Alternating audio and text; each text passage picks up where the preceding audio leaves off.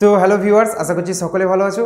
আর আজকে আমরা present indefinite টেন্সের 4 রকমের সেন্টেন্স শিখব। ঠিক আছে, দেখে নাও কি আছে না। অ্যাফার্মেটিভ সেন্টেন্স শিখব, নেগেটিভ সেন্টেন্স শিখব, ইন্টারোগেটিভ সেন্টেন্স শিখব, WH ওয়ার্ড, হ্যাঁ, অর্থাৎ হু, হুইচ, এইগুলো। ঠিক আছে, এগুলোকে বলে WH ওয়ার্ড।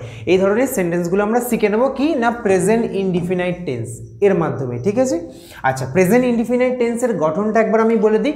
সাবজেক্ট হয়, তারপরে ভার্বের প্রথম রূপ হয়, তারপরে অবজেক্ট হয়। ঠিক আছে, সাবজেক্ট V1 অবজেক্ট, এটা মনে রাখবে। আচ্ছা, প্রথম সেন্টেন্সটা কি আছে না অ্যাফার্মেটিভ সেন্টেন্স। কি আছে না সে ভাত খায়, হলো। আচ্ছা, তাহলে এখানে সেটা কি সাবজেক্ট, ভাতটা কি অবজেক্ট, খাইটা হচ্ছে কি ভার্ব, খাওয়াটা হচ্ছে ভার্ব মানে ক্রিয়া। ঠিক আছে, আচ্ছা, তাহলে আমি ঠিক এই টেন্সের গঠন অনুযায়ী এখানে আমি লিখে নিই।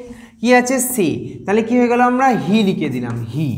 আচ্ছা, এরপর কি বসাতে হয় না ভার্বের প্রথম রূপ অর্থাৎ খায়, খাওয়া ইংরেজি কি ইট, EAT, ইট। আচ্ছা, এবার এখানে একটা সেন্টেন্সে ভুল আছে, আমি লাস্টে বলছি। আচ্ছা, আর অবজেক্ট কি আছে না ভাত, ভাত ইংরেজি কি রাইস, RICE। ঠিক আছে, ফুল স্টপ দিলাম। এবার সেন্টেন্সটা দেখো, যদি সাবজেক্টটা থার্ড পারসন সিঙ্গুলার নাম্বার হয় তাহলে ভার্বের সাথে এস বা ইএস যুক্ত হয়। দেখো, সাবজেক্ট হচ্ছে হি অর্থাৎ সে, তাহলে থার্ড পারসন সিঙ্গুলার নাম্বার, এটা সিঙ্গুলারের গ্রুপ। ঠিক আছে, এটা থার্ড পারসন সিঙ্গুলার নাম্বার, সেই জন্য আমরা ভার্বের সঙ্গে কি যুক্ত করব এস অথবা ইএস। তাহলে এখানে ইটের সঙ্গে এস যোগ হবে, ইটস, হি ইটস রাইস, হলো। তাহলে এটা হয়ে গেল অ্যাফার্মেটিভ সেন্টেন্স। এবার আমরা নেগেটিভে আসি। নেগেটিভ, নেগেটিভ অর্থাৎ নাবাচক। আমরা সাধারণত ডু নট বা ডাজ নট বসিয়ে ইনডিফিনাইটে, প্রেজেন্ট ইনডিফিনাইটে আমরা কি নেগেটিভ সেন্টেন্স করে থাকি। ঠিক আছে, আচ্ছা, কোনখানে ডু আর কোনখানে ডাজ হয় সেটা একবার বলে দিই।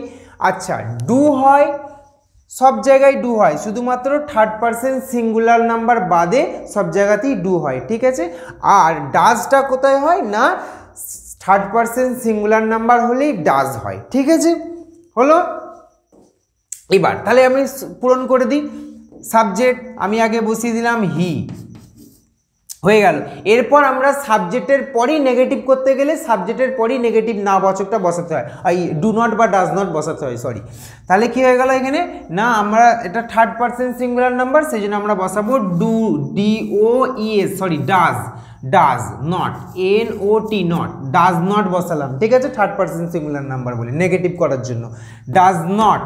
এরপর কি আসবে না বাকি অংশটা বসে যাবে ইটস রাইস, কিন্তু এখানে ইটস এস ভার্বের সঙ্গে আর এসটা লেখা হবে না এখানে। ঠিক আছে, তাহলে এখানে ইট, ইট বসে যাবে। ঠিক আছে, EAT, ইট, এসটা উঠে গেল, ইট রাইস, RICE, রাইস। বোঝাতে পারলাম? নেক্সট, এরপর আসবো আমরা ইন্টারোগেটিভ।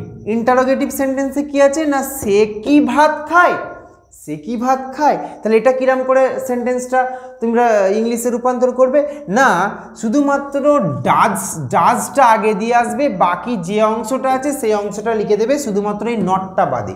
তাহলে আমরা সেম ভয়েসে লিখে দিই ডাজ, DOES, ডাজটা লিখে দিলাম ডাজ, তারপরে সাবজেক্টটা বসিয়ে দিলাম does he, EAT, eat rice, RICE। ঠিক আছে, ডাজ হি ইট রাইস।